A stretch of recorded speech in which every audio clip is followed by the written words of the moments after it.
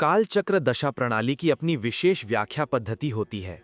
इस प्रणाली की एक प्रमुख विशेषता ये है कि इसमें देह यानी देहा और जीव यानी जीवा राशियों को अत्यधिक महत्व दिया जाता है। सव्य नक्षत्रों में पहली दशा राशि देह होती है और नवी दशा राशि जीव होती है, जबकि अपसव्य नक्षत्रों में पहली दशा राशि जीव होती है और नवी राशि देह होती है। देह और जीव राशियां जन्म के समय चंद्रमा जिस नक्षत्र पाद यानी चरण में स्थित होता है उससे निर्मित होती हैं। सव्य और अपसव्य नक्षत्रों में देह राशियां केवल 7 होती हैं: मेष, वृषभ, कर्क, तुला, वृश्चिक, मकर और कुंभ। इनके स्वामी केवल 4 ग्रह होते हैं: चंद्रमा, मंगल, शुक्र और शनि। इसी प्रकार जीव राशियां केवल 4 होती हैं: मिथुन, कन्या, धनु और मीन, जिनके स्वामी केवल 2 ग्रह हैं: बुध और बृहस्पति। सिंह राशि इस व्यवस्था में नहीं आती, इसलिए सूर्य न तो देह राशि का स्वामी हो सकता है और न ही जीव राशि का। विद्यार्थियों को इस बात को विशेष रूप से ध्यान में रखना चाहिए। संक्षेप में, ये देह और जीव राशियां अत्यंत संवेदनशील होती हैं। जन्म कुंडली में इन राशियों में ग्रहों की स्थिति तथा सभी 9 ग्रहों का इनके ऊपर गोचर, चाहे शुभ हो या अशुभ, विशेष प्रकार के परिणाम उत्पन्न करते हैं।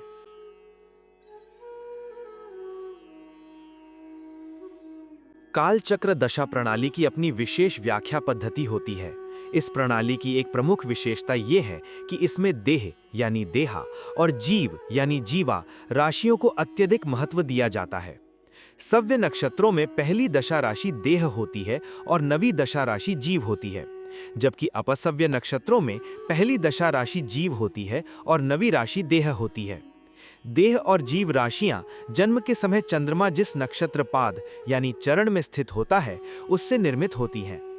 सव्य और अपसव्य नक्षत्रों में देह राशियां केवल 7 होती हैं: मेष, वृषभ, कर्क, तुला, वृश्चिक, मकर और कुंभ।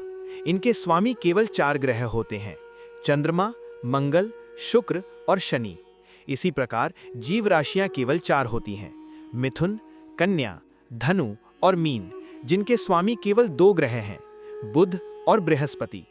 सिंह राशि इस व्यवस्था में नहीं आती, इसलिए सूर्य न तो देह राशि का स्वामी हो सकता है और न ही जीव राशि का। विद्यार्थियों को इस बात को विशेष रूप से ध्यान में रखना चाहिए। संक्षेप में, ये देह और जीव राशियां अत्यंत संवेदनशील होती हैं।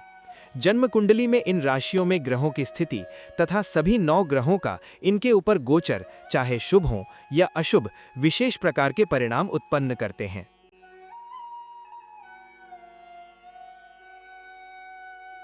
देह या जीव राशियों में ग्रहों के फल शास्त्रीय मतानुसार: 1. सूर्य। विभिन्न प्रकार की विपत्तियां, धन हानि, रोग, ज्वर, शत्रु भय, पद हानि, पित्त रोग, प्लीहा रोग, दस्त, क्षय रोग, कान के रोग, भाई, पशु एवं संबंधियों की हानि। 2. चंद्र। परिजनों के साथ मेल जोल, सुयोग्य जीवन साथी की प्राप्ति, उत्तम स्वास्थ्य, शस्त्र, संपत्ति, उत्तम वस्त्र, शासकों से सम्मान, दान पुण्य, तीर्थ यात्रा, पवित्र स्नान और स्वादिष्ट भोजन। 3. मंगल।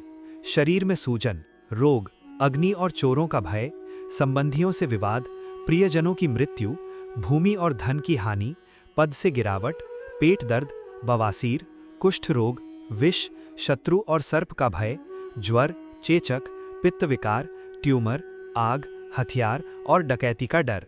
4. बुध।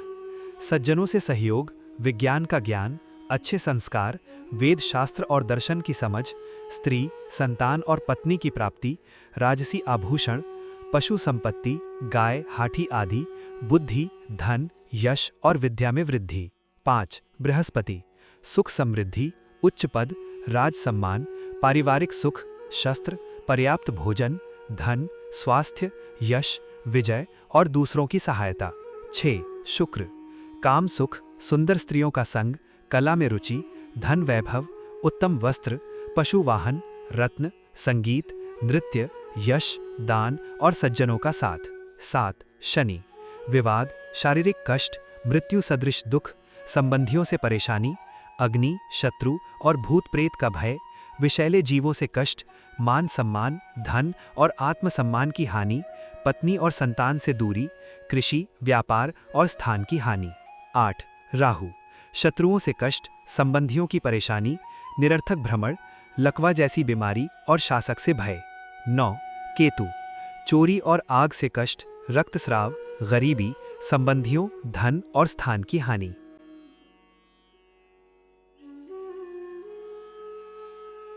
कालचक्र दशा में देह और जीव राशियों का प्रयोग समझने के लिए सबसे पहले जन्म कुंडली में चंद्रमा की स्थिति को देखना आवश्यक होता है। चंद्रमा जिस नक्षत्र और उसके जिस पाद में स्थित होता है, वही देह और जीव राशियों का आधार बनता है। इसके बाद ये देखना होता है कि वो नक्षत्र सव्य है या अपसव्य। यदि नक्षत्र सव्य है तो पहली दशा राशि को देह और 9वीं राशि को जीव माना जाता है, जबकि अपसव्य नक्षत्र में पहली राशि जीव और 9वीं राशि देह होती है। यही दोनों राशियां आगे के पूरे विश्लेषण में अत्यंत संवेदनशील मानी जाती है। देह राशि मुख्य रूप से शरीर, भौतिक जीवन और बाहरी घटनाओं को दर्शाती है, जबकि जीव राशि जीवन की आंतरिक दिशा, भाग्य और आत्मिक अनुभवों को प्रकट करती है। सरल शब्दों में देह ये बताती है कि जीवन में क्या घटित हो रहा है, जबकि जीव ये बताती है कि वो क्यों घटित हो रहा है और उससे व्यक्ति के अंदर क्या परिवर्तन आ रहा है। जब इन राशियों की पहचान हो जाती है, तब जन्म कुंडली में ये देखा जाता है कि इन राशियों में कौन कौन से ग्रह स्थित हैं।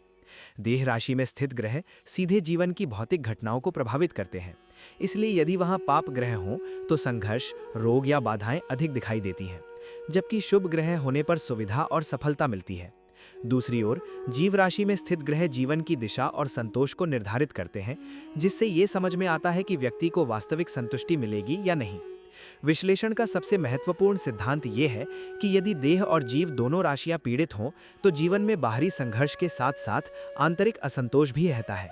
यदि देह खराब हो लेकिन जीव मजबूत हो तो व्यक्ति बाहरी कठिनाइयों के बावजूद भीतर से विकसित होता है और अंततः सही दिशा पा लेता है। इसके विपरीत यदि देह मजबूत हो और जीव पीड़ित हो तो व्यक्ति को बाहरी सफलता तो मिल सकती है, परंतु भीतर संतोष का अभाव रहता है। अंततः अंतिम परिणाम का निर्णय जीव राशि ही करती है, इसीलिए इसे अधिक महत्व दिया जाता है। कालचक्र दशा के दौरान जब किसी विशेष राशि की दशा चलती है तो यदि वो देह राशि हो तो भौतिक घटनाएं अधिक प्रमुखता से सामने आती हैं, जबकि यदि वो जीव राशि हो तो जीवन में महत्वपूर्ण मोड़, दिशा परिवर्तन या भाग्य संबंधी घटनाएं घटित होती हैं। इसी प्रकार गोचर में जब ग्रह देह राशि से गुजरते हैं तो उनके प्रभाव तुरंत भौतिक रूप में दिखाई देते हैं, जैसे स्वास्थ्य, पद हानि या यात्रा आदि। जबकि जीव राशि पर गोचर जीवन की दिशा बदलने वाले निर्णय जैसे करियर परिवर्तन, विवाह या आध्यात्मिक झुकाव को प्रेरित करता है। अंततः देह और जीव को एक साथ देखकर ही सही निर्णय लिया जाता है। देह को वाहन और जीव को चालक के समान समझा जा सकता है। यदि वाहन में समस्या हो तो यात्रा कठिन होगी और यदि चालक ही भ्रमित हो तो दिशा गलत हो सकती है। इसीलिए किसी भी कुंडली के विश्लेषण में चंद्रमा के नक्षत्र और पाद से देह और जीव राशियों को निकालकर उनमें स्थित ग्रहों तथा उनकी दशा और गोचर को एक साथ समझना कालचक्र दशा की सही और गहरी व्याख्या करने की कुंजी है।